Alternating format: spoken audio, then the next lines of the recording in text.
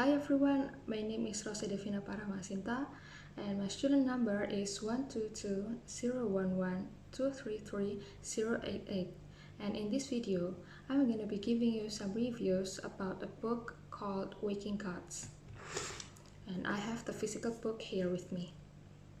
So this book is written by Sylvain Neuvel and it was published in 2017.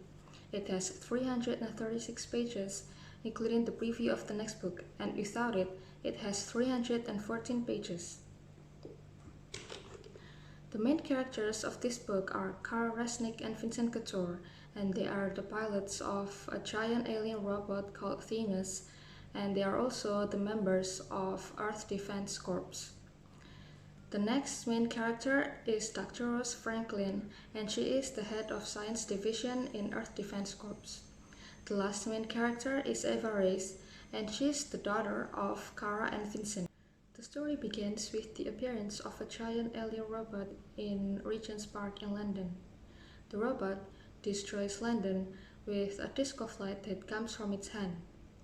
Upon hearing this news, Vincent and Kara then transport Themis to London to attack this robot and to prevent it from destroying more. After they succeed in taking down this robot, they celebrate it in Themis and Vincent proposes to Kara.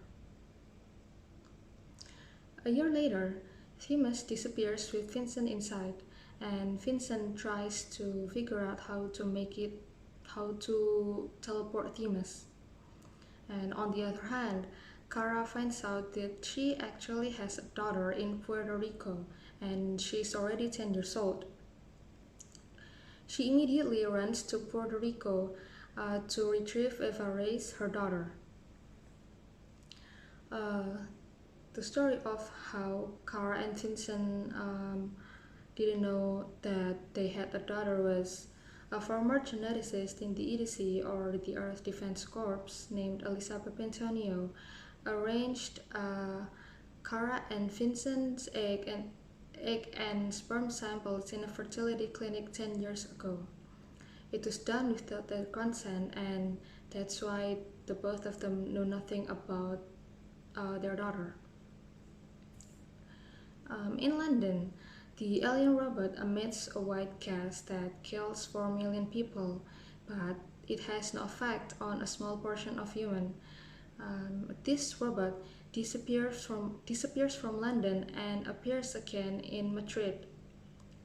Not long after, the other 12 robots all over the Earth start emitting this white gas, including in New York, where Dr. Rose Franklin is located.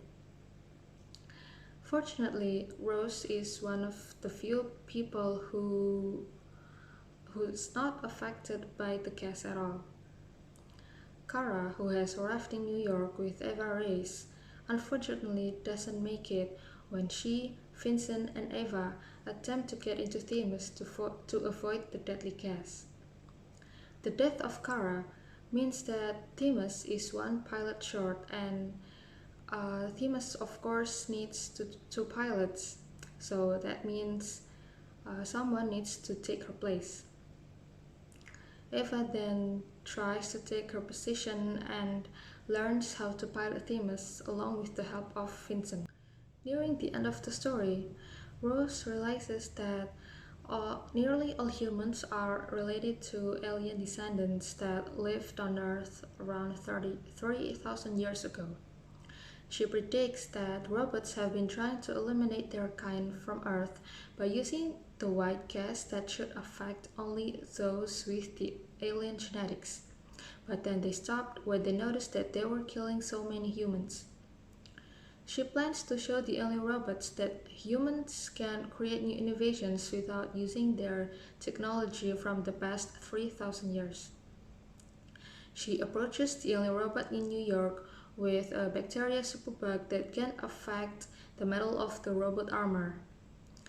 However, Eva has a vision that Rose's plan will not work, and she and Vincent then teleport Themis to New York to try to save Rose. The bacteria cause the alien robot's legs to power down and fall off, All of the robots appear in New York and then disappear.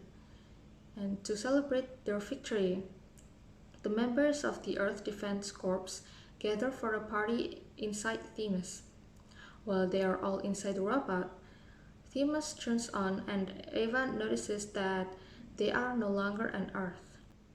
So what I like best about this book is its detailed describing of every situation, although it's only written in dialogues, and its pace, which is on the slow side, is just right for me. And another thing that I like best about this book is how the author gives Kara Resnick, one of the main characters, a hidden personality. She's a very tough woman and she doesn't like to do romantic stuff and she never filters her words. But when she found out that she had a 10-year-old daughter, she drastically changed into a really loving mother figure, and I think that's unexpected of her.